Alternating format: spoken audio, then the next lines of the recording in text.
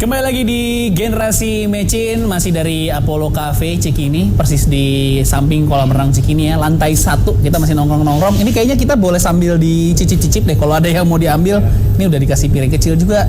Saya nanti dulu, tadi takut keset.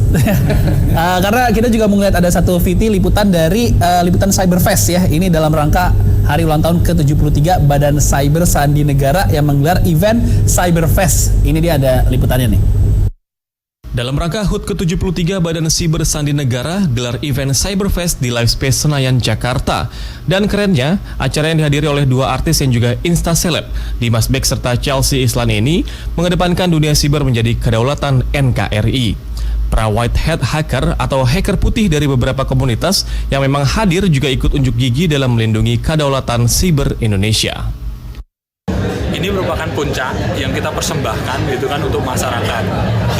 Di acara ini pagi ini tadi kita kumpul dengan pemerintahan baik pusat maupun daerah, terus kemudian ada industri, terus kemudian ada teman-teman akademisi. Kita membahas bersama gitu mengenai bagaimana sih strategi keamanan cyber untuk negara Indonesia. Itu dia tadi kita udah lihat liputan dari Cyberfest, dan beberapa hari yang lalu persisnya di tanggal 1 Mei di Indonesia juga sempat rame May Day ya, Hari Buruh.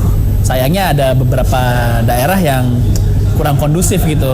Di Jakarta pun ada pagar di Transjakarta yang dirubuh. Di Bandung juga ada situasi yang kurang kondusif. Bahkan katanya ada penyusup yang masuk di sana. Nah, kita mau lihat dulu VT-nya ya. Unjuk rasa peringatan Hari Buruh di Bandung, Jawa Barat berlangsung ricuh Rabu siang. Polisi terlibat kejar-kejaran dengan massa berbaju hitam-hitam yang disebut polisi sebagai provokator kerusuhan.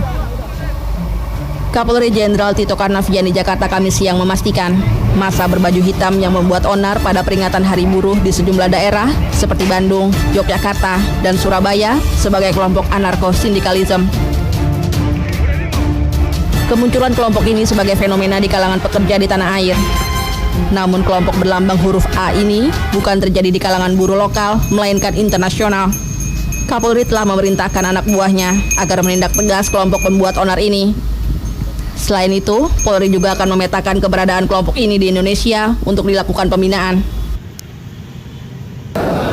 Anarko-sindikalisme dengan huruf A.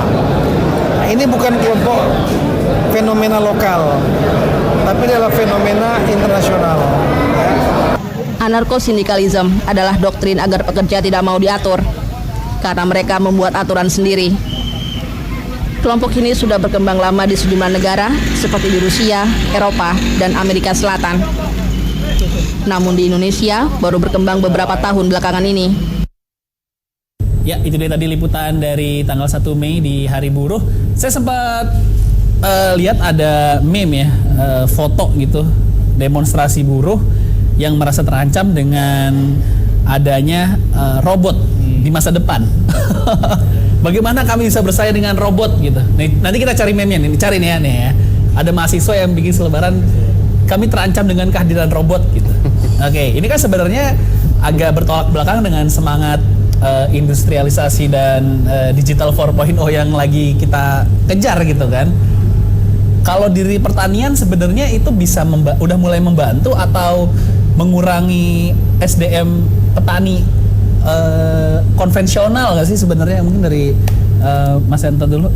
Ya, memang dengan berkembangnya teknologi ya, itu bagai pedang bermata dua, tergantung kita menggunakannya.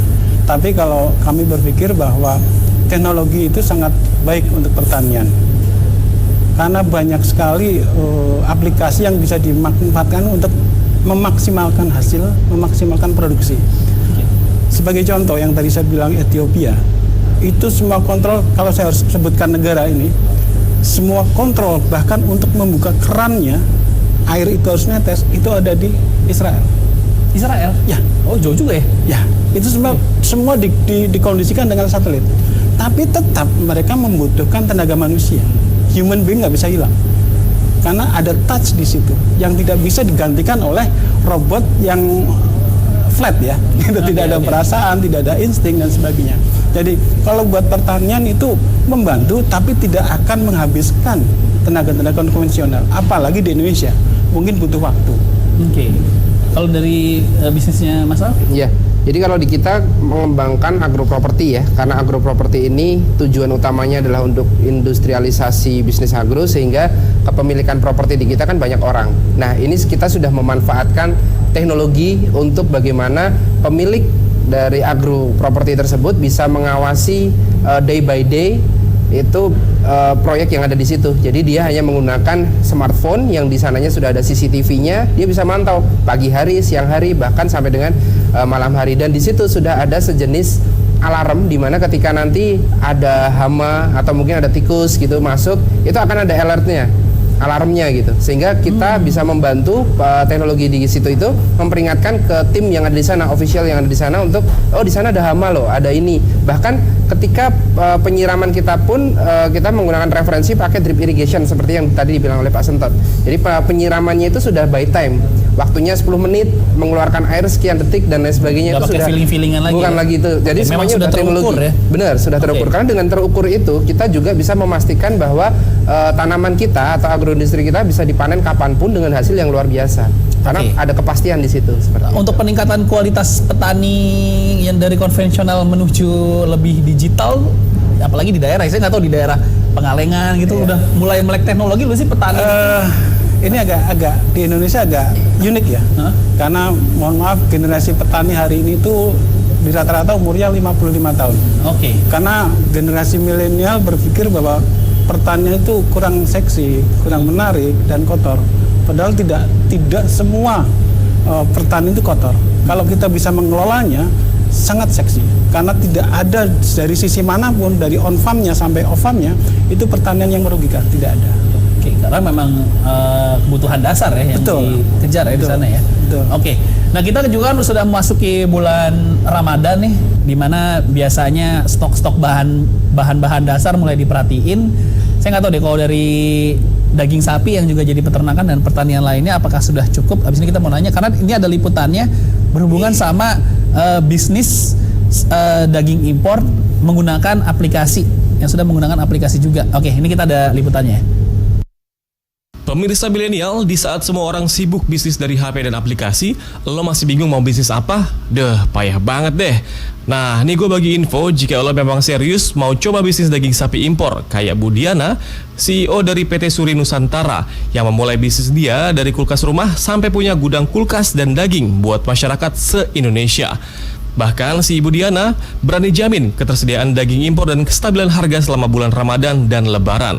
Gokil nggak ngelihat gudang daging segede gini? Jadi kalau lo masih bingung mau bisnis apa, basilah. Sepertinya masyarakat tidak usah khawatir karena yang tadi saya sebutkan bahwa buffer stok untuk daging saat ini aman dengan harga yang cukup stabil.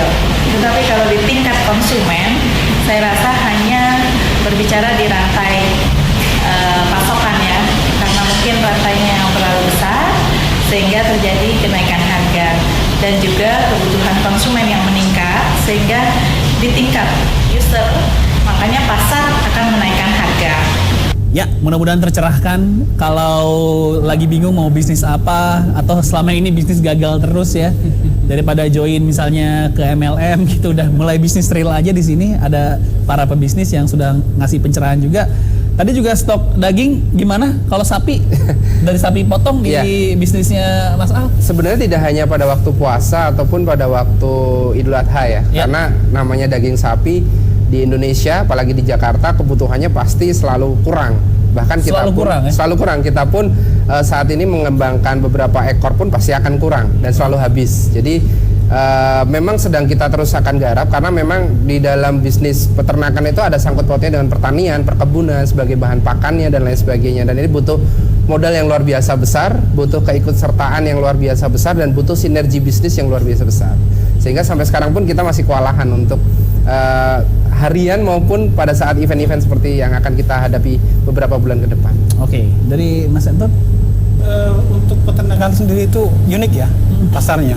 Ada pasar yang memang harus fresh meat, artinya betul-betul yang dipotong. ada pasar yang frozen. Nah, Oke. ini beda. Nah, khususnya untuk yang frozen itu sudah industri seperti Iya. catering yang sudah harus menerapkan ISO dan mereka tidak bisa menerima daging yang fresh. Tapi untuk fresh ini, yang fresh meat ini itu biasa dipakai oleh masyarakat, tukang bakso dan sebagainya. Nah, ini yang kadang tidak bisa dibaca kebutuhannya. Kebutuhannya ini tidak bisa diprediksi. Kalau catering sudah tahu kebutuhannya 1 tahun mendatang sekian kilo, sekian ton. Tapi masyarakat tidak bisa. Ada event naik, tidak ada event standar. Pada standarnya pun masih kurang, apalagi pada event. Nah, ini yang harus diperhatikan. Jadi tidak ada tidak ada sapi yang tidak laku di Indonesia. Selalu ya. Kalau harga stabil nggak sih di bulan puasa ini, Mas Entot? Apa harga emang selalu naik kalau lagi bulan puasa? Event. Iya. Oke, emang Kalau ada harga event naik pasti. ya? Pasti. Tapi Karena demand-nya tinggi, jadi makanya tapi di level petani tidak begitu berasa. Oke, di level pasar berarti. Di level pasar, middle ya setelah petani. Sapi juga kayak gitu ya? Iya, sama juga. Sama juga ya, karena Sama ini juga. event ya. Oke, habis ini saya mau sedikit menyinggung dari isu yang lagi terjadi beberapa minggu terakhir ini ya, soal pindahnya ibu kota. Nah, ini menarik nih dari agrobisnis. Apakah akan mencari kalau ini sudah mulai mengambil lahan di Jonggol, apakah akan mencari tanah di Mamuju atau di Palangkaraya ya? Kita lihat ya, apakah nanti tiba-tiba di Mamuju ada lahan duren gitu. Nah, kita nggak tahu juga ya. Dan dari segi ekonominya gimana sih? Apakah memungkinkan prospek ini dilakuin di 5 tahun pemerintahan berikutnya? Kalau diumumkan resmi ya. Sekali lagi jangan pada baper nih, jangan pada baper nih. Oke, ya jangan kemana-mana, tetap di Generasi Mecin.